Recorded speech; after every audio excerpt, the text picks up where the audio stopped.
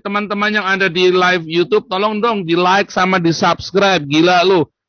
Namun ada bangsa-bangsa yang masih sombong seperti Indonesia, ya, yang sombong, belagu, tegar tengkuk, sudah kere, sombong pula.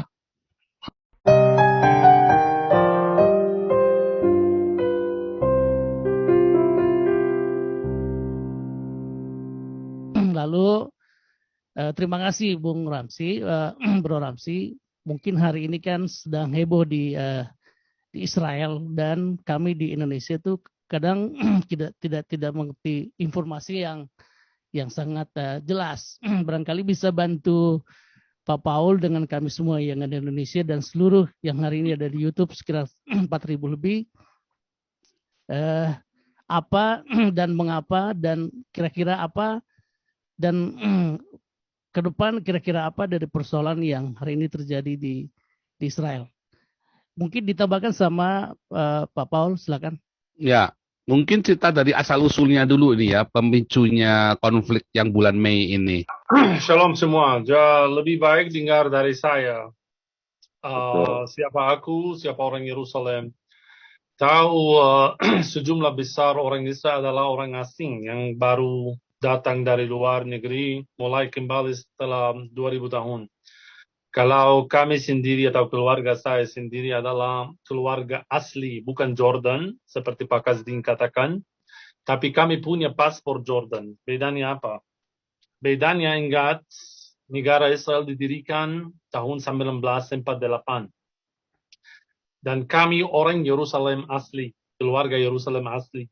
Jadi dari 48 sampai tahun 1967, Yerusalem dikuasai oleh Jordania.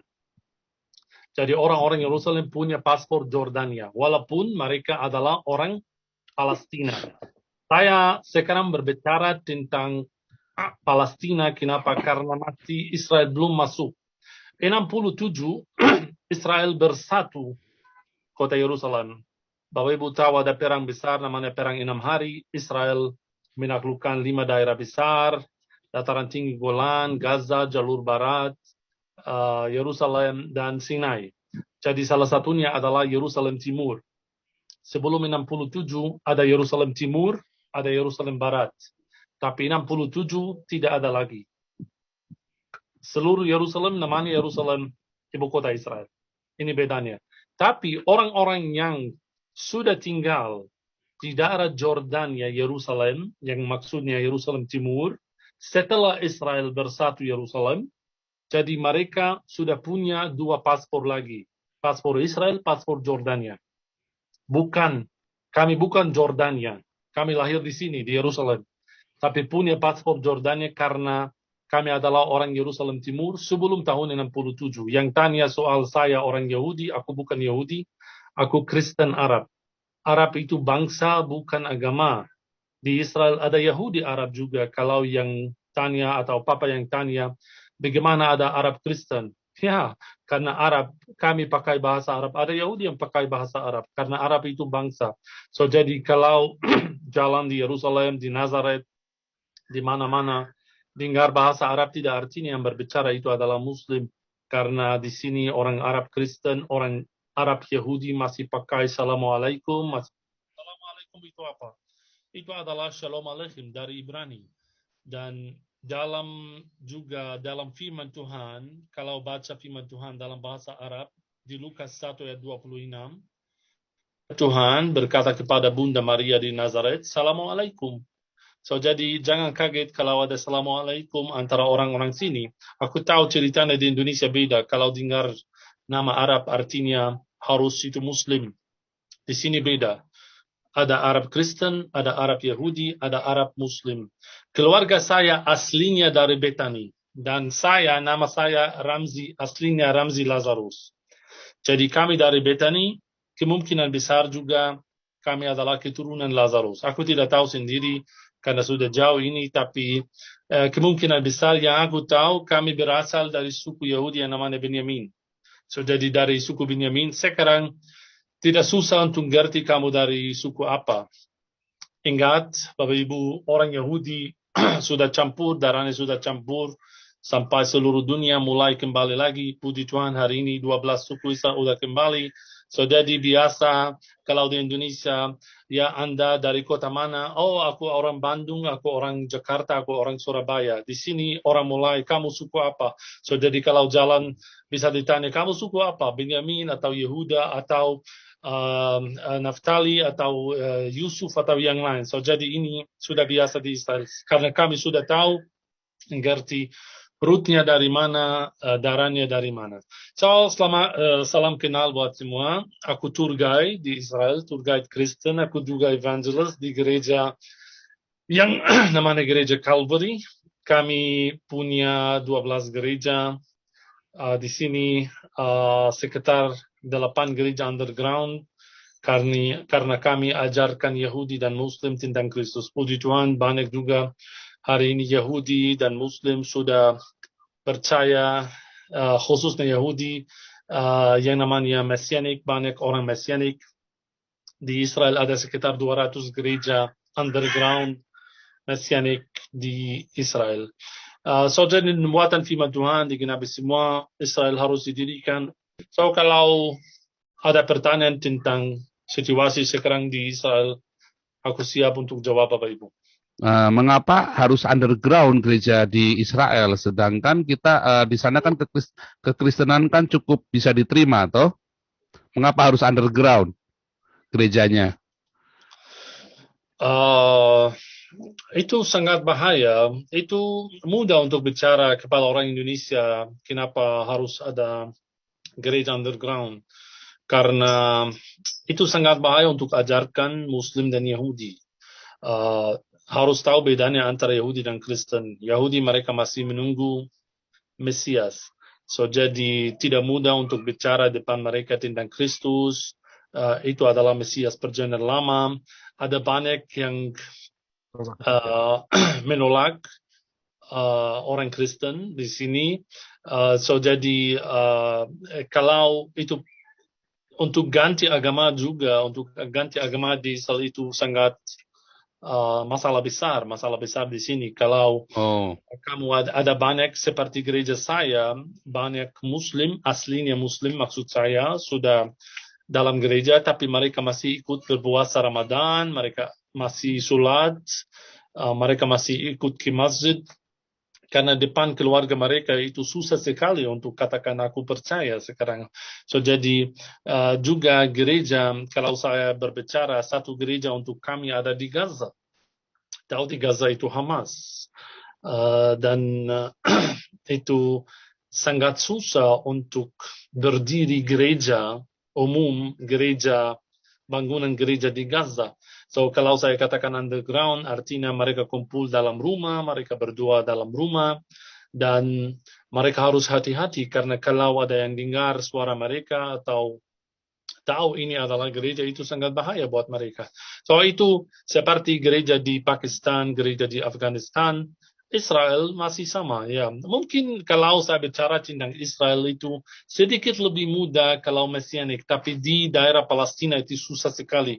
Kami punya gereja di Nablus, kami punya gereja di Jenin, kami punya gereja di Gaza, di Ramallah. So, jadi di mana-mana yang ada Muslim, yang ada juga banyak orang ekstremis, banyak orang radikal. So, harus kami juga hati-hati. Gereja kami yang besar itu di Bethlehem. Bethlehem beda, Yerusalem beda. Tapi gereja juga saya yang di Yerusalem dibakar 4 kali. Kalau juga di Yerusalem. So, jangan percaya juga Yerusalem itu aman.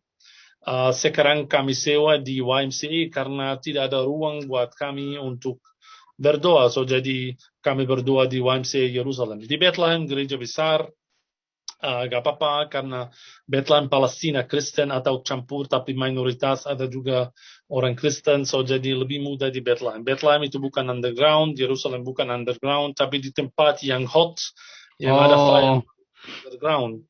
Susah sekali. Itu seperti kamu katakan, gereja saya di Afghanistan, bagaimana? Tidak mungkin. Nanti satu hari dibom. Juga gereja kami di Gaza, sama. Oh, karena di wilayah-wilayah yang ini ya, yang underground itu di wilayah-wilayah yang panas ya. Kalau di wilayah-wilayah netral, jadi tetap eksis ya. Benar. Nggak masalah ya. Oke, oke. Saya kira jangan fokus ke sananya. Mudah-mudahan dan kali Bro Ramzi Israel bisa cerita lebih banyak tentang gereja di sana. Namun hari ini kita pengen sekali tahu update konflik Israel Palestina hari ini yang mulai dari ini ya. Apa sih triggernya? Mengapa bisa ada saling lempar batu? Bukan saling lempar. Kenapa bisa ada pelemparan batu di tembok ratapan dan kenapa bisa ada tentara Israel pergi ke Masjid Al-Aqsa? Nah, mungkin kita mulai dari situ atau apa penyebabnya sekarang ini? Kenapa bisa tiba-tiba memanas dan jadi perang besar begini? Ceritanya apa? Ya, aku ngerti. Ceritanya panjang sekali karena kalau bicara tentang Masjid Al-Aqsa, itu masjid nomor 3 di Islam. Saudara kita Muslim percaya Nabi Muhammad teringat ke surga dari sana di mujizat yang namanya Isra Miraj. Cuman di Islam atau Nabi Muhammad punya 2 mujizat, bukan seperti Yeshua punya banyak mujizat. Nabi Muhammad cuma punya 2 mujizat. Dia membagi bulan menjadi 2 bulan. Ini yang pertama. Yang kedua Isra Miraj. Apa artinya? Isra Miraj dia naik ke surga dan dia bertemu dengan Allah. Kemudian dia terima 5 kali salat. So, jadi kalau tanya kenapa saudara kita Muslim mereka berdoa 5 kali sehari, karena mujizat Isra Miraj yang terjadi menurut mereka di Yerusalem. Oke, so jadi Masjid Al-Aqsa itu tempat yang panas, on fire, dan saudara kita Muslim tahu satu hari Israel akan mendirikan di tempatnya Bait Suci yang ketiga. Itu nubuatan firman Tuhan, dalam firman Tuhan harus ada. Tapi ceritanya mulai di daerah di Yerusalem Timur namanya Sheikh Jarrah. Ada 28 rumah orang Arab. Saya tidak mau katakan Palestina karena sekarang Yerusalem adalah, saya sudah katakan, jadi semua di Yerusalem, kalau juga Islam termasuk wilayah Israel. Ada orang Arab Muslim tinggal dalam 28 rumah di Israel Court. Mereka katakan ini orang yang sudah sewa dari zaman Jordania, dan Jordania sudah sewa dari orang Yahudi yang di Yerusalem sebelum tahun 1948, dari 100 tahun yang lalu. Jadi mulanya mereka mau ambil 6 rumah dari Arab. Mulanya ribut di sana, ada demo kecil, so jadi di daerah Sheikh Jarrah. Dan ini diganti tempatnya, atau dari Sheikh Jarrah mereka mulai melemparkan batu-batu di daerah Damascus Gate di Yerusalem, dan kemudian masuk ke ribut ini masuk ke Masjid Al-Aqsa. Pasti kalau mereka melemparkan batu-batu, tentara Israel akan juga datang. So jadi ribut mulai seperti ribut kecil sampai tanggal 28 Ramadan. 28 Ramadan ada demo besar buat Yahudi karena itu tidak lagi di Yerusalem. Ada namanya hari Yerusalem. Itu apa? Waktu negara Israel menaklukkan Yerusalem dari Jordania, ya itu adalah dalam kalender Yahudi maksud saya. So jadi itu adalah hari yang suci buat Israel waktu mereka bersatu Yerusalem. Jadi 30.000 mau masuk Yerusalem berdoa di tembok ratapan. Jadi gosip udah mulai, 30.000 mau masuk ke Masjid Al-Aqsa. Pasti Muslim marah, mereka mulai itu waktu Ramadan, akhir Ramadan, tanggal 28 Ramadan. So jadi orang-orang muda yang Muslim mereka sudah kumpul di Masjid Al-Aqsa dan mereka mulai melemparkan batu-batu di demo itu. Seperti mau katakan Yerusalem itu bukan ibu kota Israel, Yerusalem adalah ibu kota Palestina. So jadi sampai sekarang situasi masih oke, banyak ditangkap, tapi itu di daerah Yerusalem. Malam itu Hamas dari Gaza, mereka roket Yerusalem dengan 7 roket. Aku tidak tahu kenapa 7. So jadi 6 sudah tidak bisa, tapi 1 jatuh di daerah Inkarim, Yerusalem. Pasti kalau ada roket dari Gaza, Israel harus juga self-defense. Jadi mereka ganti tempatnya dari Yerusalem ke Gaza. Jadi Israel mulai cari Hamas di Gaza. Mereka mulai bom Gaza malam itu. Dan satu malam lagi atau kemudian Hamas sudah bom Tel Aviv dengan 130 roket. Jadi sekarang situasi semua tahu siapa mulai, siapa ya. So mulanya di daerah Sheikh Jarrah dengan 6 rumah yang diambil oleh Israel, kemudian diganti tempatnya ke Damascus Gate, Masjid Al-Aqsa, masih di Yerusalem. Kemudian situasi ya pindah ke Gaza. Sekarang itu antara Hamas di Gaza dan antara Israel. So Hamas sekarang bom Israel dan Israel bom Gaza. So jadi kalau itu kesalahan siapa, aku hanya bisa katakan itu lack of love dan itu lack of faith. Ya kurang iman dua-duanya, Yahudi dan Muslim. So Gaza, kasihan Gaza dan anak-anak Gaza yang dibunuh oleh bom-bom dari Israel, dan kasihan anak-anak Israel yang juga dibunuh oleh roket-roket Hamas. Ini yang saya bisa katakan. Dan yang saya bisa katakan, ya kita harus semua berdoa untuk damai di Yerusalem, karena Yerusalem harus berdamai. Walaupun susah sekarang, susah kontrol, karena juga di jalur barat, Ramallah, Jenin, Nablus, di mana-mana ada ribut. Hari ini, jangan lupa hari ini juga hari Jumat, setelah sholat, Muslim semua marah, semua keluar, mulai ke checkpoint, melemparkan batu-batu. So ini situasi di sekarang. Kalau tentang saya sendiri, kami tetap di rumah. Aku di balkoni sekarang karena bahaya di luar. Saya orang Yerusalem, tinggal di Yerusalem. Dan cuman Sheikh Jarrah, cuman jauh dari rumah saya sekitar 3 kilometer. Jadi di mana-mana di luar ada tentara, di mana-mana ada orang muda yang marah. Lebih baik, lebih aman buat saya, buat anak untuk tinggal di rumah. Cuman kalau saya mau beli sesuatu, aku 100 meter ke supermarket beli sesuatu dan kembali. Itu situasi di Israel sekarang. Oke. Jadi nampaknya terjadi konfliknya memang seperti yang kita duga dari Sheikh Jarrah gara-gara mau diambil alih. Cuman Sheikh Jarrah ini sebetulnya punyanya Yerusalem, punyanya Israel atau punyanya Palestina? Sebetulnya kalau menurut Bro Ramsi sendiri. Sheikh Jarrah itu di Yerusalem. Itu di Yerusalem Timur. Ya betul, tetapi itu wilayah Palestina. Tapi saya dengar itu sudah pernah dibeli oleh wilayah Israel. Oh, wilayah Israel. Jangan lupa, Pak. Ya, wilayah Israel. Tapi siapa yang setuju? Negara-negara Arab di Yerusalem tidak ada embassy, kecuali embassy Amerika. Kenapa embassy semua ada? Sekarang menurut BBB, Israel menaklukkan Yerusalem tahun 67. Menurut Israel, kami bersatu Yerusalem. So jadi mau pakai kata apa? Mereka bersatu atau menaklukkan? Itu tergantung. Di Indonesia, for example, menurut negara Indonesia, Israel menaklukkan Yerusalem. Bukan bersatu. Tapi menurut Amerika Israel, mereka bersatu Yerusalem. So jadi Sheikh Jarrah itu wilayah Israel. Orang-orang yang tinggal di Sheikh Jarrah punya juga paspor Israel. Tapi agama mereka Islam. Itu maksud saya. So, tapi juga Pak, saya mau katakan sesuatu. Kenapa sekarang? Kenapa Israel harus maju dan ambil 6 rumah? Apa artinya 6 rumah? Mereka setiap hari bisa bangun rumah di mana-mana. Kenapa mereka mau ambil 28 rumah buat orang Arab Islam sekarang? Dan mereka harus keluar, tinggal di mana, not our business.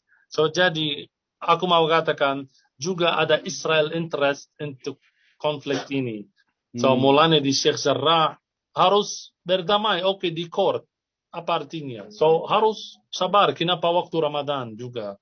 Harus juga menghormati mereka. Tahu di saudara kita Muslim, waktu mereka berpuasa, mereka sangat stres juga.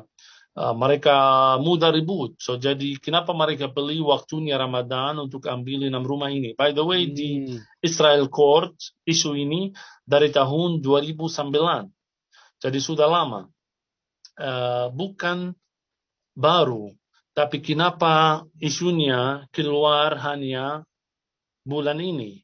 So, jadi kalau saya orang Israel, harus tahu juga politik, harus tahu sejarah juga di sini. ada konflik juga di Israel itu apa? Tahu sampai sekarang kami tidak ada prime minister sampai saat ini. Ya sudah karena sudah beberapa kali kami coba untuk pilih prime minister karena sistem Israel beda. So jadi Benjamin Netanyahu sampai sekarang tidak bisa jadi prime minister sekali lagi. Dan ada banyak demo melawan prime minister Benjamin Netanyahu setiap hari. So jadi kalau itu interest oleh Benjamin Netanyahu untuk lihat Israel bahaya, kalau ada prime minister yang lain dia tidak bisa melawan Hamas, aku hanya sendiri. Aku mau katakan sesuatu, statistik dari Israel sebelum perang ini atau sebelum konflik ini, Benjamin Netanyahu bisa dapat atau Likud bisa dapat sampai 56 antara 120 itu berapa persen? Sekitar 45% dari penduduknya Israel mereka mau pilih Likud.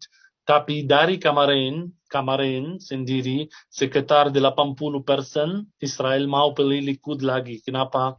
Karena mereka katakan hanya Likud, hanya Benjamin Netanyahu yang bisa melawan Hamas sekarang.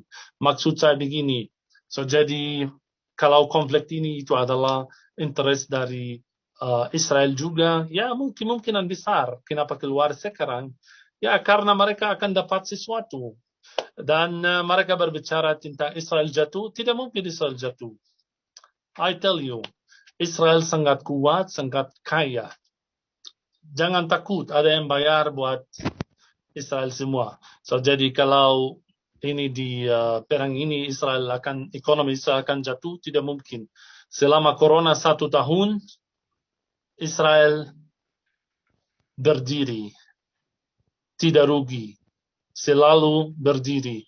Kami dibayar sama Israel, puji Tuhan. Selama 1 tahun, aku di rumah, aku dibayar sama government Israel. Ya, unemployment. So jadi Israel 1 bulan kuat, dikasih, tidak mungkin jatuh dari ya, konflik 1 bulan kecil dapat ini. tunjangan berapa dari pemerintah Israel selama corona? Sorry? Selama corona dapat tunjangan berapa rata-rata orang di Israel? Buat saya sekitar 1.300 US dollar sebulan dapat. Haleluya, luar Tapi biasa. jangan lupa bro, Israel mahal. So jadi kalau bicara tentang 1.300 US dollar di Israel itu seperti bicara tentang 2 juta rupiah di Indonesia. Karena Israel lebih, tapi puji Tuhan cukup buat makan, cukup buat bayar sekolah, cukup buat punya mobil begini. Tapi tidak cukup buat menikmati pergi sini pergi sana. Tapi itu 1 orang toh, 1 orang mendapat 1.300. Atau 1 Kepala keluarga, bukan 1 orang. Oh, 1 Kepala keluarga ya. 1 keluarga. Oh Nah. iya, kira-kira sama ya dengan di Eropa, tunjangan-tunjangannya hampir sama ya berarti ya. Lebih bagus Israel pada Eropa. Oh ya? Di negara-negara Eropa beda. Seperti Jerman mereka kasih 1 kali. Kami selalu. Dan kalau ada pesta ini, seperti ada Paskah, seperti ada Christmas, seperti selalu dikasih lebih. Double. Oh, luar biasa makmurnya itu negara ya. Menurut saya Israel itu dikeroyok dulu oleh Islam dan Kristen. Maksud saya Lebanon itu mayoritas Kristen. Jadi ketika ditawarkan 2 state 1 negara di Israel pada waktu itu, saya tahunnya tahun berapa mungkin para mesti tahu, mereka tidak mau. Mereka justru ingin Israel lenyap. Jadi akhirnya dikeroyok 5 negara. Benar atau salah? Ya, Pak bicara tentang tahun 1936, waktu ada mandat Inggris di sini. Saya bisa katakan dua-duanya gila, bukan hanya Arab. Karena waktu itu juga Israel, waktu ada agreement tahun 1936 oleh mandat Inggris untuk mendirikan 2 negara, negara Arab dan negara Yahudi. Jadi ini ditolak oleh negara-negara Arab. Betul Pak, tapi ini ditolak oleh juga bangsa Yahudi. Jadi dua-duanya bodoh waktu itu, tidak mau terima agreement itu dari mandat Inggris. Bukan hanya Arab. Ya benar, Arab melawan Israel karena menurut mereka Israel menaklukkan Palestina. Menurut Israel, kami udah kembali. Kamu yang menaklukkan. Siapa yang menaklukkan dulu?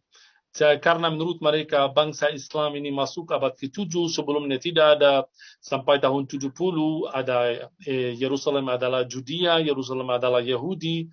Dan karena bangsa Romawi kami harus keluar karena tahun 70 Titus. So jadi setelah 2000 tahun kami kembali lagi. Tapi kamu bicara tentang orang yang tidak kenal firman Tuhan. Mereka tidak tahu apa yang dalam firman Tuhan. Mereka tidak percaya yang dalam firman Tuhan. Ini yang susah. Buat Pak Lebanon sendiri, benar Lebanon mayoritas Arab, tapi mereka sangat-sangat tidak kuat di sana, orang Kristen. Yang di Lebanon, jangan lupa Pak, itu Hizbullah. Hizbullah itu adalah Iran, Persia.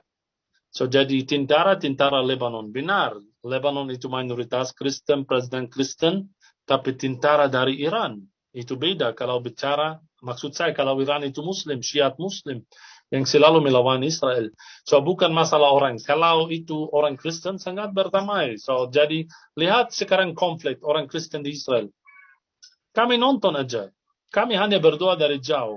Aku berdoa buat Muslim, aku berdoa buat Yahudi. Saya sudah katakan mereka kurang iman. So buat kami sangat berdamai. Tapi masalah itu kepala Yahudi yang keras, kepala Muslim yang keras. So dua kepala keras sekarang berperang. Ini hasil. Tapi kalau negara-negara Arab, mulai aku tidak bicara semua orang Arab keras. Lihat Emirates sekarang, lihat Qatar, lihat Arab Saudi, lihat Maroko, lihat Mesir, lihat Jordan.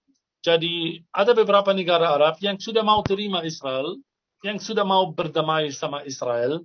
Tapi juga Israel harus juga maju dan berdamai sama mereka. Aku tidak mungkin berdamai dan menaklukkan rumah.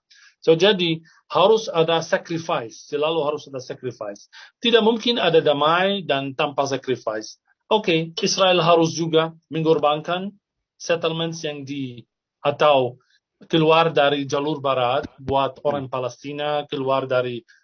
Saya tanya, kenapa aku bukan Gaza pasti banyak teroris, banyak ekstrim, tapi kenapa di Gaza tidak ada pelabuhan sampai sekarang mereka tidak punya airport sendiri, bandara sendiri di Gaza. So jadi, kalau saya mau katakan tentang konflik ini, aku orang Israel, aku sangat percaya kepada bangsa pilihan Tuhan. Tapi kami harus juga maju dan berdamai sama mereka. Kasih mereka rights, kasih mereka pelabuhan, kasih mereka airport. Nanti kita lihat bagaimana. So, maksud saya, Israel juga harus maju untuk berdamai. Bukan hanya tunggu orang Arab untuk berdamai. So, harus dua-duanya ada sacrifice. Bukan hanya orang Arab. Tetapi kondisinya sekarang ini, bukankah negara-negara Arab sudah mulai mendirikan konsulat perwakilan mereka di Israel? Sejak 3 tahun yang lalu, toh? Kondisi sekarang, tapi harus juga tahu, saudara saya di Indonesia, masih ada yang namanya konflik ini karena Israel masih menaklukkan jalur barat dan Gaza. Saya tidak bicara tentang Yerusalem. Maksud saya negara-negara Arab seperti Qatar tadi kan, Qatar, Arab Saudi, Yordania kan sudah ada perwakilan di Israel sekarang, sudah menjalin hubungan, toh? Ada. Dan hubungan itu sekarang ini membaik atau mundur lagi?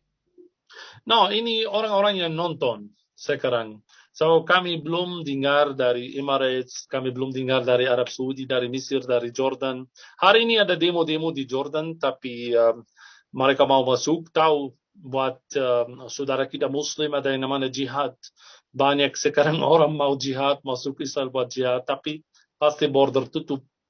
Jadi ada beberapa negara yang sudah berdamai sama Israel, ada full agreement, Emirates, Arab Saudi, Mesir, Jordan, Morocco. Ya, tapi yang lain masih itu in process. Ya, artinya sudah ada kemajuan ya. Ya. Tapi dengan konflik ini aku tidak tahu. Hari ini juga di Masjid Al-Aqsa, aku sudah lihat beberapa video, mereka tidak membakar bendera Israel, tapi mereka membakar bendera-bendera Arab.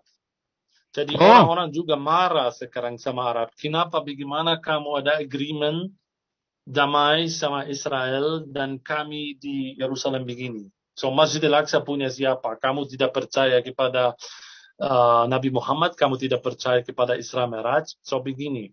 So konflik ini susah kontrol, Pak. Orang marah. So bagaimana atau solusi apa ada sekarang? Menurut saya Israel kuat, tapi tidak artinya aku kuat kalau ada kepala sini. Jangan kuat dengan tangan, jangan kuat dengan weapons yang kamu ya. punya. So Israel harus diam sekarang, harus cari ceasefire. Itu buat dua-duanya. Karena jujur juga sekarang Tel Aviv tahu salah satu kota di antara 40 kota yang paling penting di dunia. Tel Aviv sekarang sepi. Jadi benar saya sudah katakan ekonomi Israel tidak mungkin jatuh, tapi penduduknya bisa jatuh. Waktu corona, Israel tidak jatuh, tapi kami yang jatuh. Aku sendiri yang punya bisnis sendiri. Berapa restoran ada di Tel Aviv? Sepi semua sekarang. Kami kemarin sangat happy karena sudah divaksin semua, tidak ada corona lagi. Corona habis. So, jadi Wih, setelah corona habis, tidak ada lagi, luar mulai biasa. perang. Iya. Ya, Jadi, habis. Corona ya. tidak ada. Kenapa sekarang ada perang? Karena tidak ada corona. Waktu corona mereka Oke, sibuk. oke. Sekarang Ya, tidak sibuk mereka. luar biasa ini Pak Ramzi. Pak Ramzi, saya mau tanya, ada berita yang dari Israel bahwa sekarang mereka itu dengan Menteri Pertahanannya Benny Gantz, mereka sudah turun ke jalur Gaza ya. Jadi ke jalur Gaza seperti yang kemarin kita sudah bicara di sini juga dan saya sudah utarakan. Jadi sekarang dia mulai di jalur Gaza dan dia sekarang sudah serbu ke Hamas. Jadi banyak korban juga seperti tadi Pak Ramzi bilang, betul. Saya baca juga ada informasi begitu. Apakah Pak Ramzi ini jauh ya kalau dari Yerusalem ke jalur Gaza itu berapa kilo Pak Ramzi? Jalur Gaza di Israel itu di sebelah barat Israel ada Laut Tangga, Laut Mediterania. Jadi yang paling selatan itu jalur Gaza. Jalur Gaza itu adalah dalam Alkitab, itu kota Alkitabiyah disebut dalam kitab sebagai kota buat suku Palestina. Yeah. Jadi jangan lupa apa, suku Palestina yang melawan suku Dan. Jadi mereka mendirikan 5 kota, salah satunya adalah Gaza, Ashkelon, Ashdod, Gaza, Efron dan Gat. Ini 5 kota buat Palestina. Jadi itu melawan Judea, tapi jauh dari Judea. Kalau ini bicara tentang firman Tuhan, kalau bicara fisik, berapa jauhnya Gaza sama Yerusalem. So dari sini ke Gaza sekitar 90 km. Dari rumah saya sampai Gaza. Yeah. Itu lebih dekat ke Ashkelon, Ashdod, dan Tel Aviv. Itu ya, daerah utara Gaza. So utara Gaza langsung antara Gaza ada kota yang itu twin kota yang namanya Ashkelon. So Ashkelon sama Gaza dekat sekali. Kemudian ada Ashdod. Yang terbesar atau utara itu adalah Tel Aviv. Tel Aviv sama Gaza tidak jauh. Tapi kalau sama Yerusalem itu masih aman, masih jauh. Ya, terima kasih. Sepertinya ini akan berlanjut dan saya rasa cukup memprihatinkan.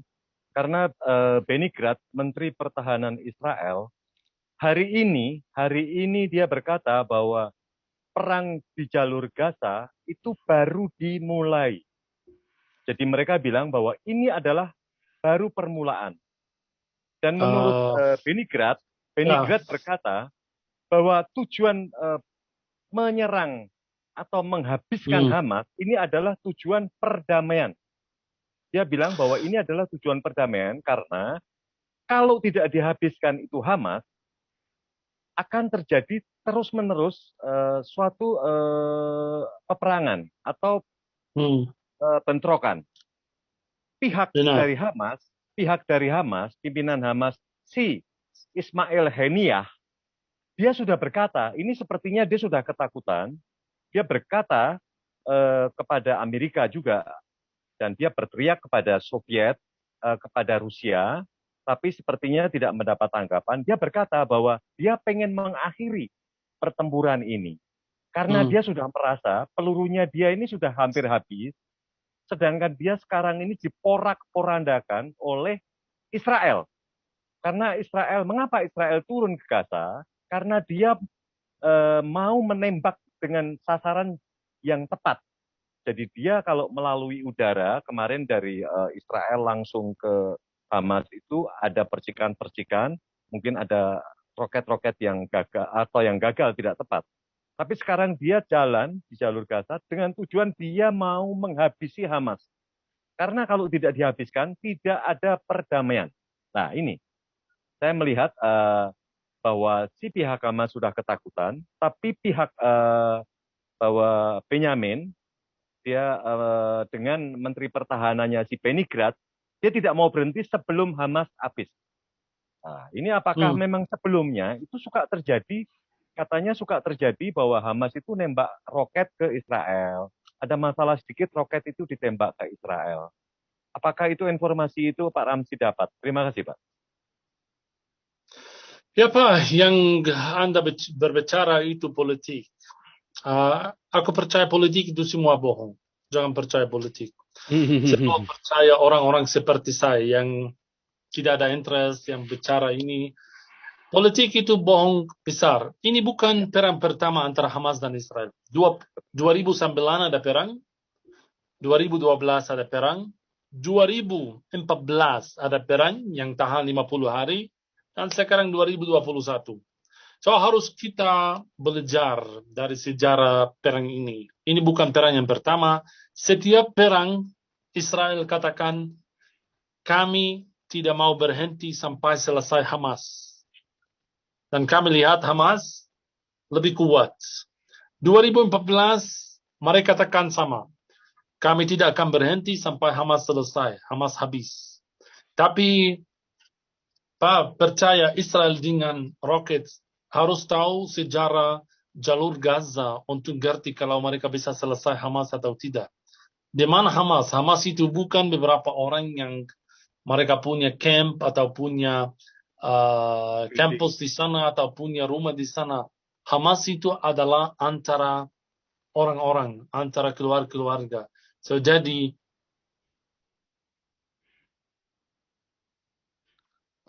sebentar, saya nyalakan dulu. Kepencet ya, sebentar Pak Ramzi. Sebentar. Pak Ramzi. Ya, silakan. maksud saya untuk selesai Hamas itu sangat mustahil dengan bom-bom Israel. Hamas tinggal di antara orang-orang. Mereka tinggal, kamu tidak tahu siapa Hamas, siapa tidak. Antara orang-orang Gaza. So jadi Hamas juga jangan lupa ada yang support Hamas. Itu bukan Hamas sendiri. Ada support dari luar. Seperti Persia, seperti Iran. So jadi kalau ini mereka berbicara tidak mau selesai perang ini sampai Hamas selesai, itu mustahil. Tidak mungkin setiap perang mereka katakan begitu. Aku tahu hasilnya Pak. Dengar saya hasilnya apa? Hasilnya ada ceasefire. So ceasefire antara dua-duanya seperti 2014. 2014 perang Israel katakan kami mau lanjut sampai selesai Hamas. Kemudian ada ceasefire. Jangan lupa sekarang ada banyak, ada Amerika, ada Mesir, ada Rusia, ada EU, ada Eropa. Semua mereka mau memaksa dua-duanya untuk ceasefire. Terakhir Israel akan mengerti tidak mungkin Israel selesai Hamas dalam situasi atau perang ini. Tidak mungkin dengan situasi jalur Gaza. Mungkin mereka akan bom Hamas, tetapi selesai Hamas susah sekali. Jadi kami tunggu sekarang ceasefire antara Israel dan Hamas. Himbauan untuk masyarakat pemerintah Indonesia khususnya. Based on the Bible ya. Kalau kita lihat ayat Alkitab di Kejadian 1 Kejadian 12 ayat 1 sampai 3 itu janji berkat Tuhan kepada Abraham. Abraham menjadi Kemudian bangsa besar. Oke. Kemudian diulang di Bilangan 24 ayat 8 dan 9. Itu juga sama. Siapa Benar. yang memberkati Israel akan Israel diberkati. diberkati Tuhan. Yang Siapa yang mengutuk Israel mengutuk dikutuk akan Tuhan. dikutuk. Ya. Hmm. Himbauan untuk pemerintah Indonesia, hati-hati. Gitu. Bible adalah buku kitab suci sebelum Quran. Dan Bible ini juga perjanjian lama sama dengan isi Torah. Berarti artinya apa? Firman ini sudah ada sebelum Quran. Dan himbauan ini untuk pemerintah Indonesia, masyarakat Indonesia, jangan kita mengutuk Israel, karena kita akan dikutuk. Kalau nggak bisa memberkati dia, Benar. daripada kita mengutuk, akhirnya kita dikutuk. Setuju 1000%. Dan kalau kita sekarang hidup di zaman sudah modern, dan Kristus sudah hidup, sudah mati, sudah bangkit, naik ke surga. Dan kita adalah pengikut Kristus. Dan pengikut Kristus ini adalah Yahudi rohani. Dan itu juga tercatat kan di dalam Roma 11. Juga di Roma 2 ayat 28 sampai 29. Artinya kita juga adalah memperoleh berkat-berkat dari Abraham dan Israel secara rohani. Nah, janganlah kita ditindas, janganlah kita dikutuk. Gitu. Sehingga Indonesia bisa menjadi berkat, bisa diberkati gitu. Nah, himbauan ini yang perlu. Nah, hamba-hamba Tuhan, pendeta-pendeta harus mengalami juga mengkuduskan Israel. Yang kita bicarakan adalah Tuhan kepada Abraham, kepada Israel, yang kepada Yahudi rohani atau Kristen ini saat ini gitu. Sehingga kita juga tidak membiarkan kutub itu hadir di Indonesia, tapi menghalangi kutub dengan menyuarakan bahwa tolong jangan menyiksa kita, jangan mengutuk kita, sehingga ada berkat di Indonesia. Gitu. Itu aja mungkin Bro Paul yang saya ingin sampaikan. Saya nggak terlalu ingin bicara dalam, karena saya rasa udah cukup itu untuk dipahami bahwa memberkati Israel akan diberkati, mengutuk Israel akan dikutuk. Itu aja. Bro Ramzi, saya ingin tanya sekalian Bro Ramzi, kalau misalnya konflik seperti ini nih, ini kan dari Hamas mereka sudah mau, nampaknya memang mau mati-matian untuk bisa mencitrakan Israel menjadi buruk sekali, dan Israel pun mati-matian dia mau bertekad untuk menghabiskan orang-orang aktivis-aktivis yang ada di Gaza ini kan. Nah, menurut Bro Ramzi ini sendiri nampaknya untuk tahun ini akan selesai atau masih akan berlanjut lagi ke serial berikutnya, Bro Ramzi? Silakan. Ya, Pak berbicara tentang roh Babel antara orang Palestina, seperti seluruh orang Palestina jahat begitu. Nah, saya mau ambil orang Palestina yang tinggal di Bethlehem. Antara mereka ada banyak orang Kristen. Kristen di Bethlehem, orang Kristen di Bethlehem tidak boleh masuk ke Yerusalem dan berdoa di Yerusalem. Kenapa? Karena mereka punya paspor Palestina. Walaupun Israel tahu ini orang yang sangat berdamai. Harus juga tahu antara Palestina ada dua parti besar. Ada yang namanya Fatah, ada yang namanya Hamas. Ya. Kalau saya bicara tentang Hamas, berapa Hamas? Hamas cuma ada di Gaza, di jalur barat tidak ada, di Bethlehem tidak ada. Di Gaza juga ada banyak dari parti yang namanya Fatah. Benar dibunuh, benar disiksa di sana oleh Hamas.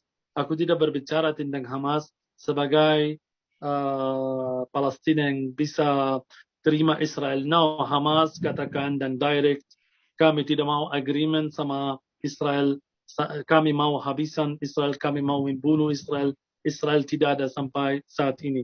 So aku sangat setuju, tapi maksud saya Pak, jangan bicara tentang Gaza seperti Gaza itu semua adalah Hamas. Jangan lupa di Gaza ada banyak, ada Kristen yang katakan Pak jangan kasih tahu, tidak ada 3.000 orang Kristen tinggal di Gaza. Kesalahan mereka apa untuk tidak dapat apa-apa di sana? Karena Hamas? No, maksud saya dengan agreement.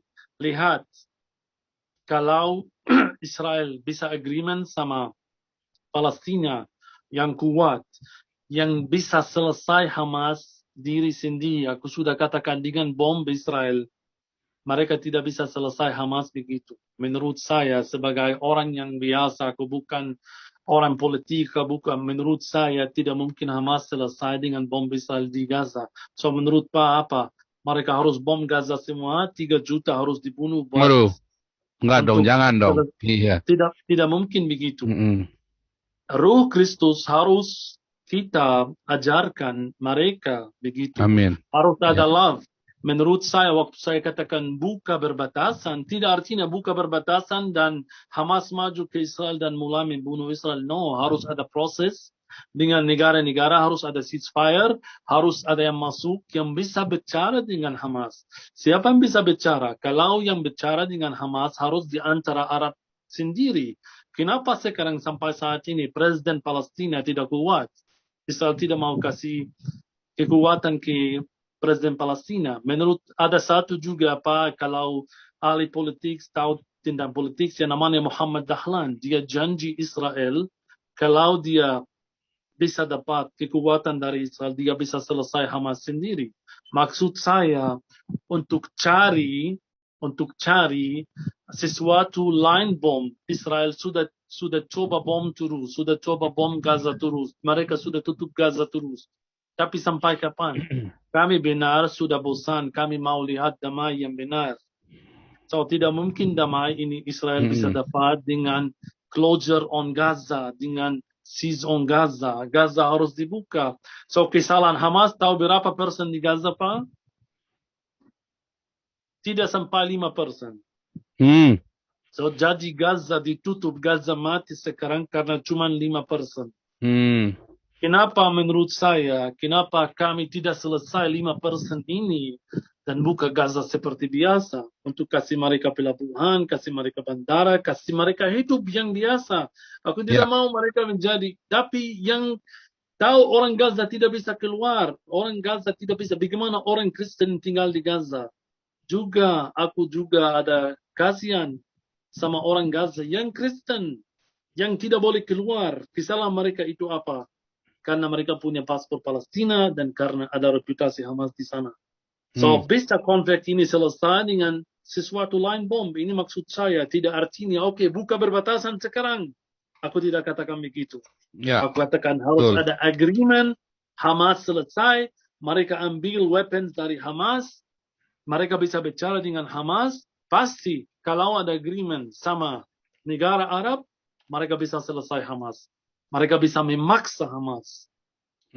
Tapi dengan Israel untuk bom Gaza begini, tidak mungkin selesai. Kita lihat, hari ini mereka berbicara tentang 500 bom mereka bom Hamas di Gaza. Hamas selesai, Israel katakan besok tidak ada Hamas. Lihat, kita harus tunggu sampai besok kalau Hamas selesai tidak. Ini yang saya katakan. So, jangan salah paham Pak. Aku tidak katakan hanya buka berbatasan begitu. No, harus ada agreement. Ya, Pak Ramzi, saya mau tanya. Menurut Pak Ramzi sendiri, apa yang bisa menyelesaikan konflik Gaza sama Israel ini? Ini kan konflik yang gila-gilaan. Sementara reputasi Israel di negara Indonesia ini jadi tidak baik karena Gaza selalu bikin video-video propaganda, bahkan ada banyak kumpulin dana, uang dari Indonesia buat dikirim ke Gaza. Pak, yang saya takut sekali, ribut yang di 6 rumah ini, yang di Yerusalem, jadi ribut antara Islam dan Yahudi. Ini yang saya takut. Karena kalau ini sampai Indonesia dan negara lain, itu sangat bahaya buat orang Indonesia. Banyak orang yang bodoh tidak tahu bedanya antara Kristen dan Yahudi. So kalau mereka tidak bisa ke Israel, mereka bisa ke gereja, mereka bisa karena menurut reputasi atau menurut yang mereka tahu, orang Kristen itu sangat dekat sama Yahudi. Ini yang saya takut. So itu menurut saya yang harus tetap itu adalah perang politik, bukan perang agama. Itu yang sangat bahaya. Kalau perang agama itu sangat-sangat bahaya.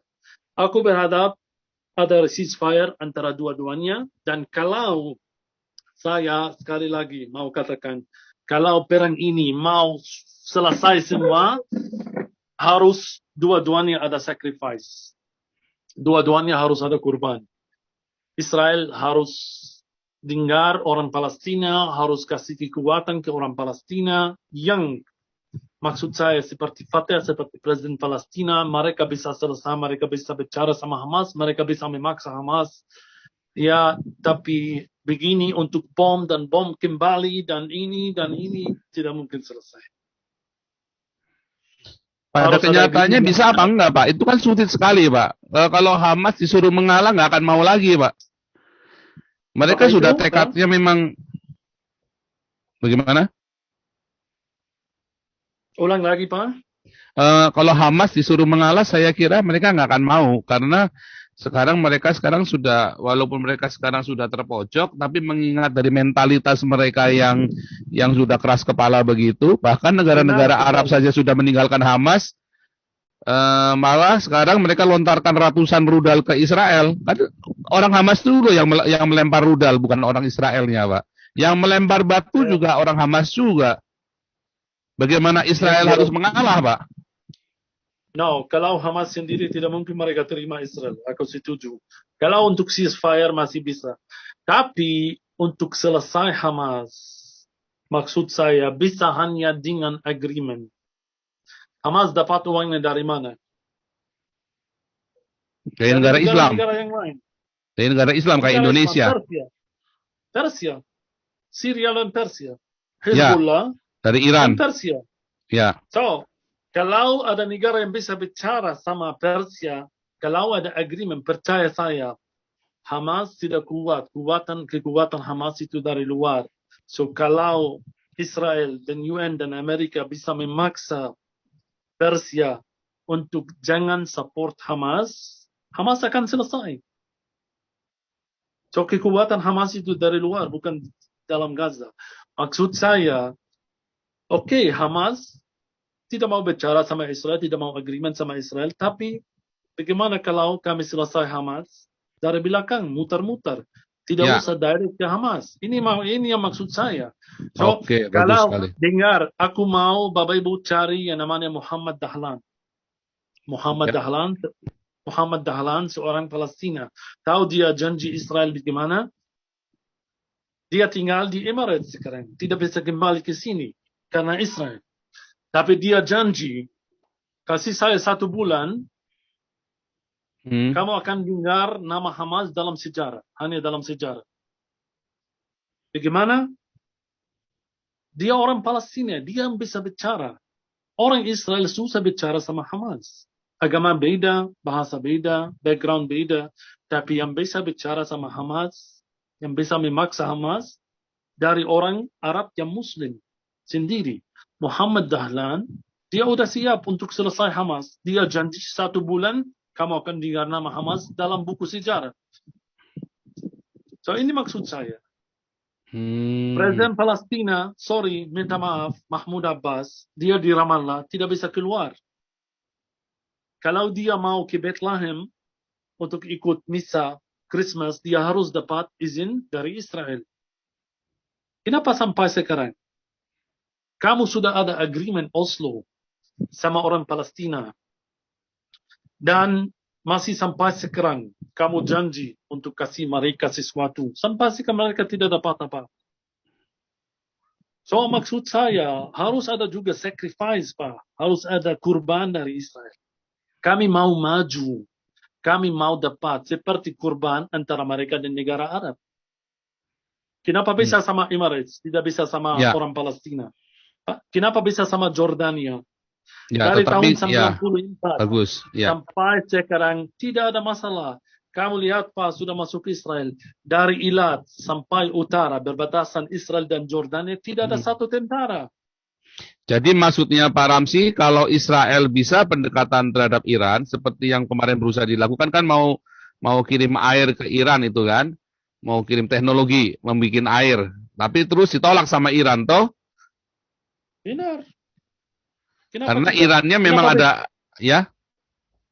Ini mungkin sampai sekarang susah, tapi kalau mereka bicara bisnis, jangan lupa, Iran perlu Israel, perlu teknologi, kami juga perlu, Iran juga perlu emas yang di Iran. So, dua-duanya Kalau Pak bicara 1 tahun yang lalu antara Emirates dan Israel, kamu lihat mustahil, tidak mungkin. Tapi dalam 1 hari sudah bisa. Artinya sebenarnya mereka berdua, Iran dengan Israel, memang ada bisnis ya Pak.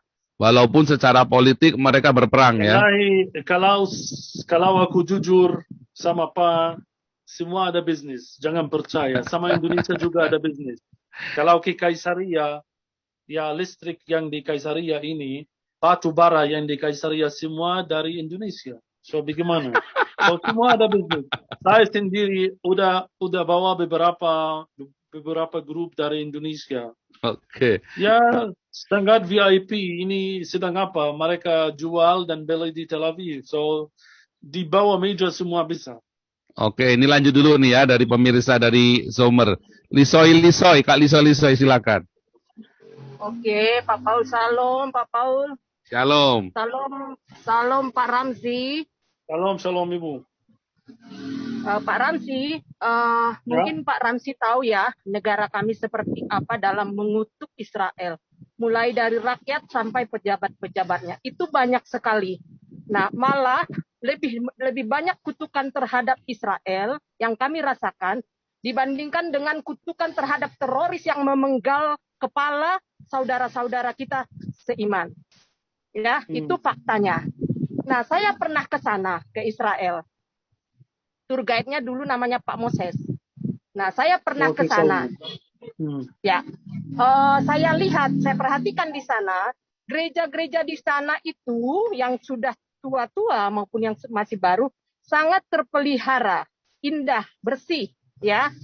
Pokoknya sangat bagus gitu ya. Nah, menurut Pak, cuman ada satu ya, gereja kenaikan yang persis di gerbangnya, di pintu gerbangnya ditaruh toa. Buat saya itu sangat menggelikan. Di tengah-tengah yang berkuasa siapa, masih arogan. Ya, menurut Bapak nih, lebih aman mana gereja di tengah-tengah orang Israel atau gereja di tengah-tengah orang Islam Arab? Itu yang pertama. Yang kedua, itu jelas. Yang pertama pasti kalau di Israel lebih bersih, lebih aman kalau gereja di Israel. Lebih aman pada gereja di Palestina. Yang kedua. Terjawab ya. Oh ya, betul. Saya lihat sih begitu. Saya lihat begitu, Pak. Nah, kemudian yang kedua, sebagaimana kita tahu sejarah tanah Israel di dalam Alkitab jelas ada. Dan di kitab Al-Quran itu sejarah mengenai tanah Israel bahwa itu milik orang Islam itu tidak ada. Nah, sebagai orang Arab nih, Pak Ramses, sebagai orang Arab, bagaimana pendapat Bapak itu tanah wilayah atau haknya Israel kah atau haknya Arab? Itu aja. Terima kasih Pak Ramses. Kalau pertanyaan Ibu tentang sejarah firman Tuhan, sejarah Alkitab bukan sejarah politik ya. Kalau sejarah firman Tuhan, tidak ada hak buat Arab di sini. Aku juga hafal Quran semua, aku bisa bahasa Arab. Dicari Bapak Ibu dalam Quran, tidak ada nama Yerusalem. So Yerusalem belum disebut dalam Al-Quran Al-Karim. So jadi di mana tempat Nabi Muhammad terenggat ke surga, aku tidak tahu sendiri. Itu juga tradisi dalam Islam. So kalau menurut mata Islam yang pertama atau Nabi Muhammad ada Yerusalem, tidak ada. So Yerusalem menjadi kota suci kemudian zaman Umayyad, bukan zaman Nabi Muhammad, zaman Islam yang pertama. Sejarah Islam dalam tanah suci ini tidak ada. Minta maaf. Ya walaupun Islam percaya kepada 25.000 nabi, so jadi Nabi Isa, Nabi Musa, Nabi Elia, ya semua adalah nabi dalam Islam. Tapi sejarah Islam fisik di tanah suci tidak ada. Sejarah tanah suci dalam kitab sangat kaya, sangat penuh. Tanah pilihan, kalau Yerusalem pusat dunia, ibu kota Tuhan di bumi, semua ada. Nama Yerusalem disebut Ibu dalam Perjanjian Lama 667 kali. Dalam Perjanjian Baru nama Yerusalem disebut 147 kali. nama Yerusalem disebut dalam Al-Quran Al-Karim 0 kali, tidak ada. So jadi ini saya sudah jawab. So bagaimana sejarah mereka di sini? Bukan sejarah mereka di Mekah, di daerah Arab Saudi, bukan di Yerusalem. Jadi kenapa Yerusalem suci? Karena mereka mau menjadi, atau mereka mungkin cemburu sama Kristen, sama Yahudi. Kenapa mereka punya sejarah banyak di Yerusalem? Kami juga mau punya sejarah banyak di Yerusalem. Tapi ini bicara tentang sejarah firman Tuhan. Sekarang sejarah politik. On the ground. Ada apa? Saya tidak bisa tolak banyak orang Muslim tinggal di sini. Katakan, oh kamu tidak ada hak di sini. Rumahnya ada di sini. Sejarahnya ada di sini. Dia lahir di sini. So jadi ini berbicara politik. So antara politik dan sejarah harus juga hati-hati. Sejarah mereka tidak ada di sini. Benar. Tapi mereka lahir sini. So bagaimana? Seperti banyak orang suku Chinese sudah ada di Indonesia. Kalau lihat matanya kamu Chinese, tinggal di Indonesia, tapi dia lahir di Indonesia. Aku tidak bisa katakan kamu orang Chinese harus pergi ke China. Begini. So, sangat-sangat complicated itu. Tapi kalau sejarah fisik, sejarah firman Tuhan, tidak ada. Islam lahir di tempat lain. Tidak ada sejarah buat mereka di sini. Masjid Al-Aqsa juga. Kalau aku bicara tentang Masjid Al-Aqsa, kenapa ada 2 kubah, Pak? Tahu kenapa? Karena ada Aqsa yang pertama, Aqsa yang kedua. So jadi kubah hitam itu Aqsa yang pertama. Kubah kuning itu Aqsa yang kedua. Maksud saya antara Islam sendiri, mereka bingung di mana ada tapak atau kaki Nabi Muhammad, di mana kalau antara mereka tidak tahu sendiri dari mana dia naik ke surga. Bagaimana saya orang Kristen? Maksud saya untuk itu tempat tradisi. So, jadi tidak ada bukti. Kalau tanya saya di mana Masjid Al-Aqsa yang benar, itu di Arab Saudi. Di kota ada Taif, ada 2 masjid waktu Islam mulai. Masjid yang pertama namanya Masjid Taif, masjid yang kedua, karena kalau Aqsa bahasa Arab itu apa? Aqsa yang paling jauh. Ini artinya dalam bahasa Arab, Aqsa. Jadi di kota At-Taif ada 2 masjid. Masjid yang dekat Mekah namanya Masjid Taif, yang jauh dari Mekah namanya Aqsa. So zaman Nabi Muhammad ada masjid namanya Masjid Al-Aqsa. So yang sangat benar, yang aku percaya, Masjid Al-Aqsa yang benar itu di Arab Saudi, bukan di Yerusalem. Kenapa didirikan di Yerusalem? Udah lama tradisi ini. Tapi jangan lupa di dalam kepala mereka Masjid Al-Aqsa itu di Yerusalem. Itu problem. Iya, luar biasa. Itu saya baru tahu tuh kalau Masjid Al-Aqsa-nya ada 2 tuh ya. Ini luar biasa. Ini teman-teman alap-alap YouTubers. Kubah, lihat. Ada 2 kubah di Masjid Al-Aqsa. Kenapa? Ya. Aku tanya, selalu aku... Jaraknya berapa meter itu ya? Jaraknya berapa meter itu? 120 meter. Oke, lumayan ya. Oke. Mungkin zaman dahulu belum ada alat ukurnya kali untuk mengukur seberapa tepatnya itu kan, akurasi altimeternya. Kenapa yang dekat tembok ratapan, kenapa yang dekat gerbang di sana namanya gerbang Samba? Karena tahun 70 waktu Bait Suci hancur, bangsa Romawi sangat jahat. Mereka juga membakar sampah-sampah Yerusalem di sana. Untuk orang Yahudi mau lihat Bait Suci kamu, itu tempat samba. So itu juga pertanyaan saya buat saudara saya Muslim, hanya pikir sedikit. Bagaimana Nabi Muhammad teringat ke surga dari tempat samba? Karena waktu Islam datang ke Masjid Al-Aqsa, halaman itu adalah hanya samba. Kemudian Umar bin Khattab, dia tanya Sophronius, di mana tempat Masjid Al-Aqsa? Dia kurang ngerti. Tahu siapa yang tunjuk Masjid Al-Aqsa ke Khalifah Umar ibn Khattab? Orang Yahudi namanya Ka'b al-Ahbar. Ini cerita Islam, bukan cerita saya. Ka'b al-Ahbar bilang, hey, aku tahu Masjid Al-Aqsa di mana. Dia membawa Khalifah Umar, dan Khalifah Umar marah karena ada samba. Dia bilang, Nabi kamu pasti teringat ke surga dari sini. Kemudian Khalifah Umar tidak setuju. Dia bilang, aku mau. Khalifah Umar katakan begitu, Pak. Aku mau mendirikan Masjid Al-Aqsa di atas Bukit Zaitun. Ka'b al-Ahbar, orang Yahudi katakan, jangan gila, tidak boleh. Kenapa? Bagaimana Nabi kamu naik dari tempat kuburan? Karena Bukit Zaitun untuk Yahudi itu sangat najis. Sampai sekarang tidak ada satu keluarga Yahudi tinggal di sana. Kenapa? Karena Bukit Zaitun najis. Karena banyak kuburan. Menurut Bilangan pasal 19 ayat 11, firman Tuhan katakan, orang yang kena kepada kuburan menjadi najis selama 7 hari. So jadi buat orang Yahudi, Bukit Zaitun itu najis. Dia katakan, jangan, bagaimana Nabi kamu, Nabi Muhammad ringkat ke surga dari tempat najis. Ini tempatnya. Oke, dan Khalifah Umar katakan begitu. Kalau itu tempat kubah emas karena ruang Maha Kudus, so jadi kalau saya mendirikan masjid di sini, 100 tahun kemudian Yahudi akan kembali lagi dan hancur masjid saya. Aku lebih pintar. Aku mau mendirikan masjid saya di Masjid Umar Kubah Hitam. So jadi 84 tahun kemudian Khalifah yang lain namanya Marwan bin Abdul Malik, dia katakan begitu. Aku tidak takut Yahudi. Aku mau mendirikan Masjid Al-Aqsa di tempat yang benar. So, yang percaya kepada Khalifah Umar, percaya kepada Kubah Hitam. Yang percaya kepada Marwan ibn Abdul Malik, percaya kepada Kubah Kuning. Sampai saat ini, antara dua-duanya ada dua parti. Ada yang percaya kepada Kubah Hitam, ada yang percaya kepada Kubah Kuning. So, maksud saya antara mereka tidak tahu.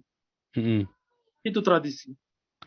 Tapi nggak saling bunuh ya Pak, antara penganut Kubah Hitam dengan Kubah Kuning, mereka ada konflik nggak di sana?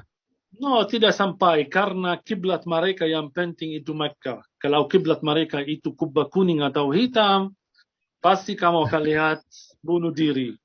Sampai sekarang tidak ada karena kiblat diganti. Enggak masalah. Dari Yerusalem ke Mekah. So semua harus ikut atau menghadap Mekah untuk doa. Luar biasa ini, luar biasa. Oke, ini baru ya, ini hal baru nih buat kami ini. Oke, ini Pak Wilson dulu, silakan Pak Wilson. Pak Wilson Mahakena. Ya, ini yang nonton 8.000, yang like cuma 4.000, lama-lama gua rudal beneran lo kalian semua lo. Aduh, Halo, di Pak, like dong, sama di subscribe dong ini. Ya, biar semangat nih Pak Ramzi nih. Kalau nggak mau dikirimin rudal skut sama Pak Ramzi nanti. Oke, Pak Wilson silakan. Halo, Shalom Aleihom.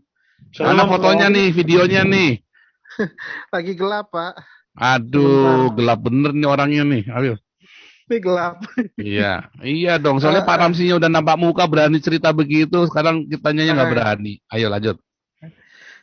Saya singkat aja untuk pertanyaan untuk Pak Ramzi. Dari tadi kan Hamas, tolong ceritain dong Fatah di sana bagaimana sebelum konflik dan selama konflik. Itu aja. Terima kasih. Fatah sekarang diam. Sebelum konflik, Fatah itu luar biasa. Itu parti Palestina yang tidak beragama. Maksud saya Kristen Palestina, Muslim Palestina, mereka ikut dalam Samaria juga, bangsa Samaria juga ikut. So Fatah itu adalah Muslim, Kristen, dan Samaria bersama. Hamas itu yang bahaya, tapi Hamas di Gaza bukan di jalur barat. Fatah sekarang diam, sampai sekarang kami belum dengar apa-apa dari Fatah yang di Ramallah, dari Presiden Palestina. Sampai sekarang kami masih tunggu. Tapi juga kalau mereka katakan Fatah bukan seperti dulu, Fatah tidak kuat sekarang Pak, tidak punya apa-apa. So jadi Presiden Palestina tidak bisa keluar dari Ramallah, harus dapat izin dari Israel. Ya, Fatah itu biasa, tidak kuat seperti dulu. Waktu agreement Oslo. So, konflik benar sekarang antara hanya Hamas dan...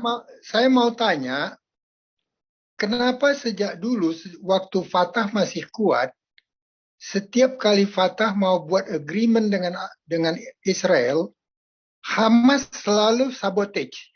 Sehingga agreement itu tidak pernah jadi yang matang begitu. Itu aja Pak Ramses. Ya, terima kasih Pak. Itu sama ya, kita mutar-mutar sekitar Hamas dan Fatah. Saya sudah katakan Hamas selalu dan seterusnya selama-lamanya akan melawan Israel. Tidak mungkin ada agreement sama Hamas. Tapi bisa ada agreement dengan yang di atas Hamas. Itu yang saya katakan.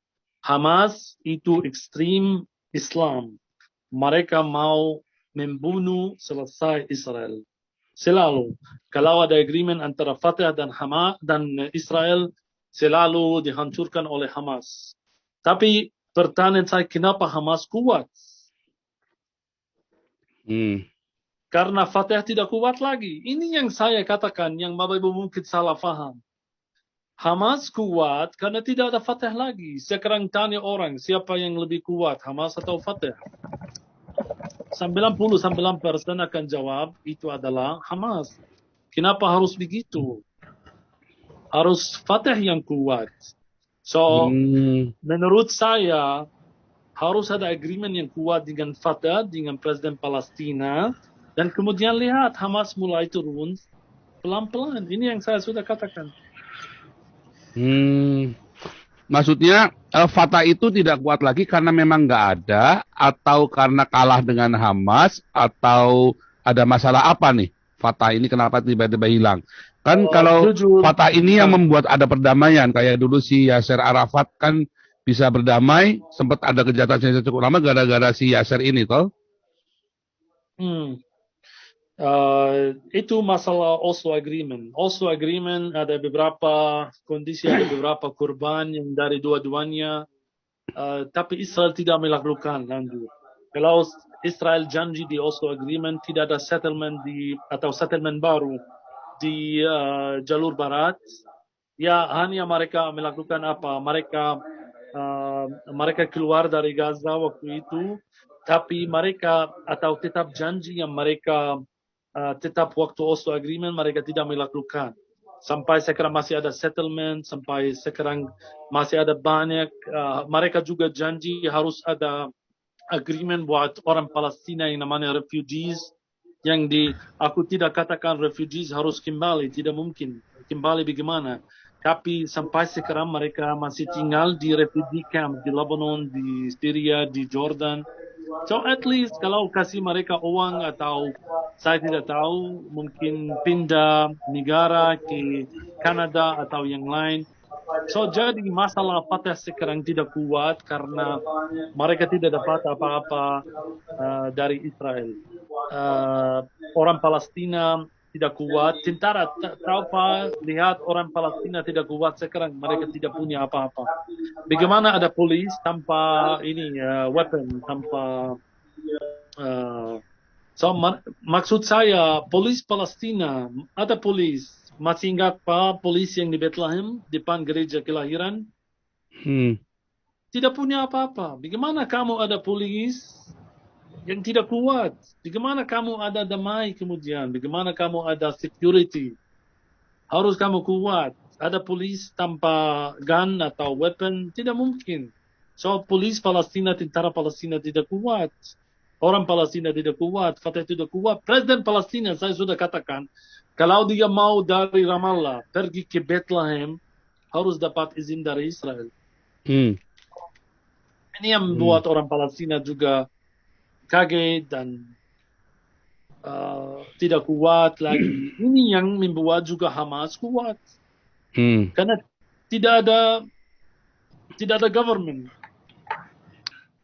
Seringkali kita dengar dari media di Indonesia, di tanah air, bahwa tentara IDF itu selalu digambarkan sebagai iblis yang luar biasa gitu, dan dibilang ini tentara Zionis Yahudi gitu. Tapi saya juga pernah dengar, saya pernah lihat di YouTube atau di sosial media lain, ternyata ada juga anggota-anggota IDF yang ternyata beretnis Arab dan bahkan beragama Islam, Pak.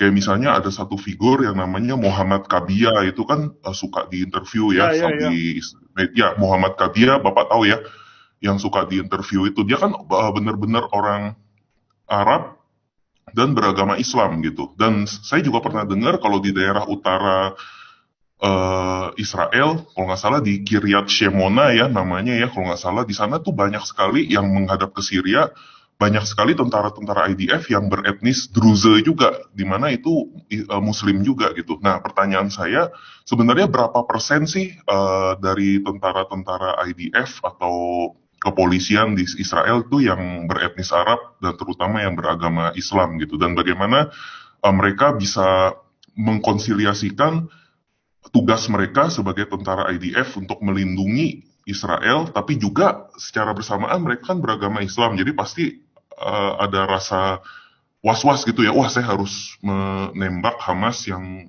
mempunyai ideologi yang ya serkan saudara seagama apa gimana ya, apakah ada konflik-konflik seperti itu di mereka gitu. Mungkin itu aja Pak Ramzi pertanyaan saya, terima kasih. Ya, Papa yang bilang itu namanya IDF, Israel Defense Force. Israel Defense Force itu luar biasa. Dari keluarga saya juga sendiri ada di IDF juga, di mana-mana ada IDF. Ya ini mungkin luar biasa. Terima kasih Pak untuk katakan tentara IDF itu bukan Yahudi, itu tentara Israel. Di Israel ada banyak agama yang tinggal bersama-sama. Di IDF ada banyak, ada Kristen, ada Muslim, ada Druze, ada Sarkeesian, ada dari Samaria. So jadi Ethiopia juga IDF ya, Ethiopia. Itu buat semua. Itu buat semua. Dari Israel lahir 1948 ada yang harus ikut wajib militer, itu Sarkeesian sama Druze. Druze jangan lupa Pak, itu Islam. Druze itu tidak ada di Indonesia, tapi Druze itu dari Islam. So jadi sebagian besar dari Islam di sini ada wajib militer dalam IDF dari tahun 1948. Mereka setuju full agreement antara Druze dan Sarkeesian tahun 1956. Sekarang tidak wajib buat line Druze, line Yahudi, line juga Muslim dan Kristen, kecuali juga Bedouin. Orang Bedouin di Israel ada wajib militer dari tahun 56 juga, dan baru banyak dari Kristen dan Muslim sudah ikut IDF. Saya sudah katakan dari keluarga saya juga ada yang di IDF, Defense Force. Dari Islam banyak yang berperang di Gaza sekarang, banyak yang bicara bahasa Arab, artinya dari yang di Yerusalem, yang di mana-mana. Kalau bicara statistik, sekitar 10% dari tentara Israel adalah background-nya adalah Arab. Kalau saya katakan Arab, maksudnya Druze, Samaria, Kristen atau Muslim, sekitar 10% di tentara IDF. Jangan percaya yang ada di YouTube berita tentang tentara yang sangat jahat, yang bla bla bla seperti iblis. Tentara Israel luar biasa. Pintar sekali, banyak juga cewek, kalau Pak tidak tahu. Iya, cantik-cantik Pak. Cewek banyak juga ada di tentara Israel, ada cewek-cewek Kristen, ada juga, nanti aku kirim, ada gambar sangat lucu, ada polis dari utara, cewek yang berpakai hijab, dan dia adalah polisi Israel. Ini harus kasih tahu orang Indonesia yang tidak tahu, lihat ada cewek Muslim berpakaian hijab di tentara, di polisi Israel juga. So, terima kasih, ini pertanyaan penting sekali. Tentara Israel tidak semua adalah Yahudi. Ada banyak Kristen, ada banyak Muslim, Bedouin, Druze, Sarkeesian, Armenia juga, ada Samaria juga, dari Samaria ada di tentara Israel. Artinya itu memang multinasional ya. Apakah harus warga negara Israel, IDF itu? Ya pasti. Ya, jadi mereka sudah warga negara Israel dong ya? Pasti Pak. Kenapa begitu? Karena orang bingung dengar nama Israel, mereka pikir Yahudi. Israel adalah negara, bukan agama. Di negara Israel ada 80% Yahudi dan ada 19% Islam dan 1% yang lain. Maksud saya, ini 19% Islam yang di Israel itu adalah warga negara Israel, punya paspor Israel. Mereka adalah Israel Islam. Ini yang saya sudah katakan. Ada ibu yang katakan, masih ada waktu di Israel, ada guide namanya Moshe. Ibu tahu Moshe itu adalah Arab Yahudi dari Irak. So maksud saya, Israel itu adalah negara, bukan agama. So ada di Israel ada agama Islam, ada agama Kristen, ada agama Yahudi. Begini Pak. Terima kasih banyak, ini udah gabung ke Zoom Pak Paul, di mana kita ini banyak diskusi khususnya tentang isu-isu yang lagi berkembang, khususnya ya yang terhadap rohani gitu ya. Nah, ada pertanyaan, dan kalau juga saya membutuhkan statement yang jelas dari Pak Ramzi. Pertanyaan saya yang pertama, khususnya ini mengenai mungkin kalau kita sendiri tahu bahwa orang Islam mengaku adalah Abrahamik, juga Abrahamik. Padahal kalau dikatakan orang yang Abrahamik itu, kalau kita tahu Abraham itu siapa, kemudian mengambil Hagar sebagai istri karena atas permintaan istrinya. Nah, mereka bilang turunan Ismail. Nah, Bapak sendiri adalah orang Kristen yang orang Arab dan bisa berbahasa Arab dan paham dengan Quran. Yang saya tanyakan, apa betul? Tolong jelaskan Pak dengan sejelas-jelasnya pada kami bahwa Ismail itu Arab itu adalah turunan Ismail. Dan Kristen Israel itu adalah dari Ishak. Nah, karena selama ini rancu yang ada di dunia, khususnya di Indonesia ini, bahwa mereka mengaku bahwa ini, sehingga masalah Hari Raya Kurban pun ribut di Indonesia selalu seperti itu. Yang kedua, saya membutuhkan statement dari Bapak kalau perang di Israel, di Yerusalem khususnya itu bukan perang agama, karena Menlu RI dan khususnya pemerintah Indonesia itu bela Hamas mati-matian. Sampai ada yang mengatakan tadi kutuk mengutuk. Lebih banyak mengutuk Israel daripada ke Hamasnya. Kemudian yang paling penting itu bahwa dari pihak Muslim, khususnya bukan Muslimnya, tapi teroris yang berafiliasi dengan ISIS dan sebagainya, melakukan pembunuhan terhadap orang Kristen yang ada di Indonesia, itu merupakan balas dendam mereka karena mereka tidak bisa mencapai Israel, mereka melakukan kepada kami orang-orang Kristen yang ada di Indonesia, Pak. Itu terjadi di wilayah saya. Jadi statement yang itu yang saya butuhkan, bahwa itu bukan perang agama, dan pemerintah juga jangan terlalu menekan bahwa membela Palestina dengan dengan mengeluarkan dana yang enggak kecil, Pak. Termasuk ada pembangunan rumah sakit di sana. Padahal di Indonesia sendiri sangat membutuhkan rumah sakit, Pak. Jadi sok kaya keluar, padahal dalam negeri sendiri hancur gitu, Pak ya. Makasih banyak, Pak. Juga Pak Paul, makasih banyak. Ya, oke. Ya, sama-sama, Pak. Ya benar, ini yang saya takut, ini menjadi perang agama. Ya. Kalau itu perang politik masih bisa kontrol, perang agama Indonesia, Malaysia itu bahaya. So tentang soal rootnya dalam firman Tuhan, ya itu benar, Pak. Kalau kami sama Yahudi, maksud saya Kristen sama Yahudi, kami adalah keturunan Ishak. Tapi saudara kita Muslim itu keturunan Ismail, itu di Kejadian pasal 16. So, tapi kalau juga ini banyak pertanyaan tentang orang Arab, keturunan siapa? Banyak pertanyaan juga tentang Mekah, karena kalau saya ikut sejarah Islam, yang mendirikan Mekah itu adalah Abraham sama anaknya Ismail. Walaupun kalau saya ikut atau ambil sejarah Abraham dari Ur Kasdim sampai Tanah Suci, Beersheba, Yerusalem, so beda jauh. Maksud saya dari tidak mungkin Abraham ke sana. Jangan lupa aku bicara tentang zaman dulu 4.000 tahun yang lalu. Tidak mungkin Abraham naik pesawat pergi ke Arab Saudi. Bagaimana dia mendirikan Mekah? Ini yang pertama. Dan sejarah Mekah sendiri. Mekah sebagai kota didirikan abad ke-4 sesudah Masehi, zaman Bizantium. Maksud saya 300 tahun sebelum Islam. Itu jauh sekali sama zaman Abraham. Ini pertanyaan saya. So, siapa yang mendirikan Mekah?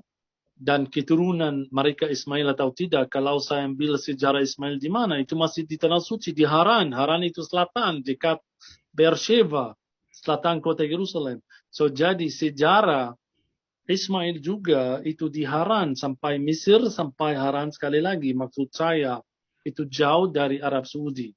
Kalau rootnya menurut saya, Arab yang di Arab Saudi itu keturunan siapa? Itu keturunan Nabatia, bukan keturunan Ismail. Iya. Wah, amin, Pak. Itu itu tesis S2 saya itu, Pak.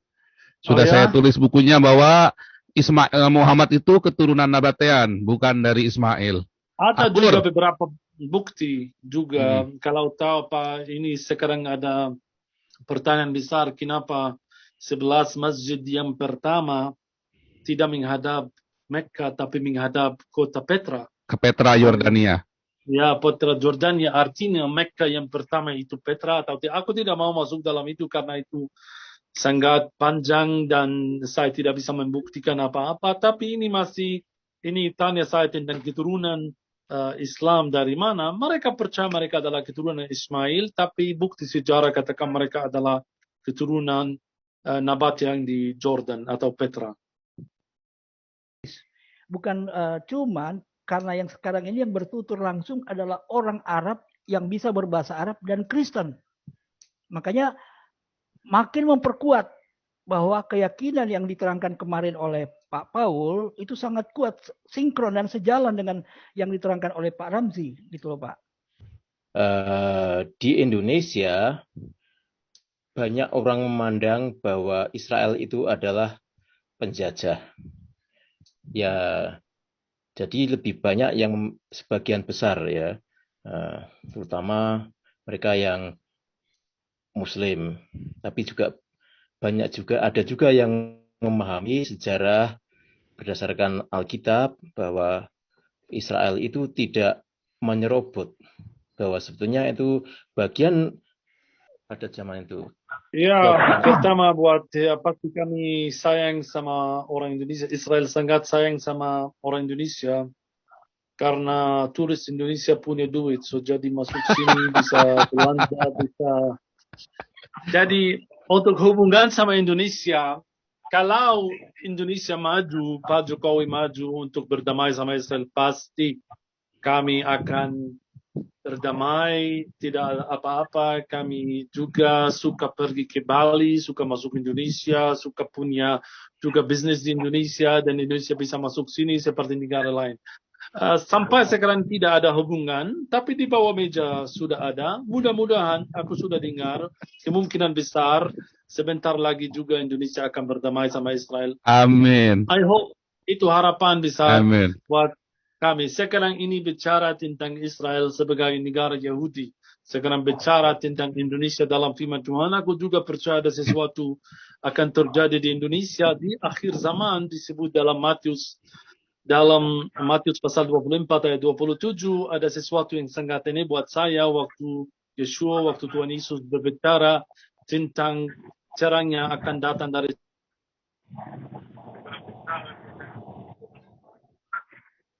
Sebentar ini. Ya, lanjut Pak Ramzi. Sebentar Pak Ramzi. Sebentar, ini ada ke-mute lagi nih.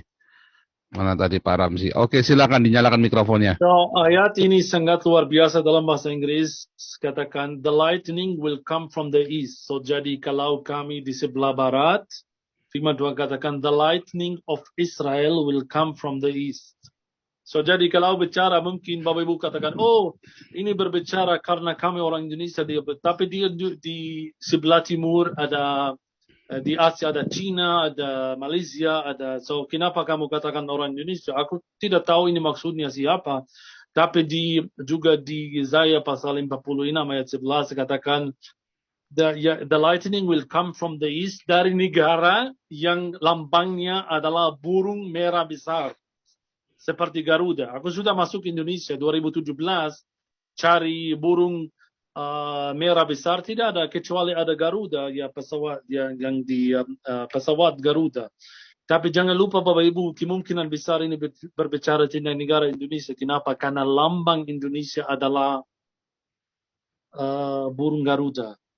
So, jadi ayat Yesaya pasal 46 ayat 11, the lightning of Israel will come from the east, dari negara yang lambangnya Garuda. Itu kemungkinan dari, maksud saya di mata orang Israel yang percaya, yang ahli Taurat, yang ikut firman Tuhan, menurut mereka, atau banyak sekali menurut mereka itu dari orang Indonesia, dari negara Indonesia. So, Indonesia itu pasti ada sesuatu dengan Israel, aku percaya. So, jadi luar biasa kalau ada hubungan antara dua negara ini, kita berdoa. Pertanyaan yang kedua tidak masih jelas, aku lupa itu apa. Ya pasti semua sejarah tahu Pak, itu adalah tempat bait suci zaman dulu, tapi Dari abad ke-7 tempatnya dirubah menjadi masjid yang sangat suci buat saudara kita Muslim. So jadi bagaimana sekarang itu sangat complicated kalau saya ikut sejarah firman Tuhan. Satu hari bait suci akan didirikan di tempat itu. Ini yang saya bisa katakan. Ya, Seorang ini Muslim tidak tahu, pasti mereka tahu ini tempat suci buat Yahudi. Karena namanya Beit HaMikdash. Kalau tanya orang itu apa, itu Beit HaMikdash, Beit suci namanya. Jadi ayatnya dalam bahasa Inggris bagus sekali ini ya. Who summons an eagle from the east, from a distant land, one who carries out my plan. Yes, I have decreed. Yes, I will bring it to pass. I have formulated a plan. Yes, I will carry out. An eagle from the east ya. Wah, ini luar biasa sekali nih. Para alap-alap YouTube nih ya. Nah, ini eagle from the east, ini Garuda ya. Saat Indonesia melakukan hubungan diplomatik dengan Israel, hari itulah kemakmuran Indonesia di depan mata. Haleluya. Amin.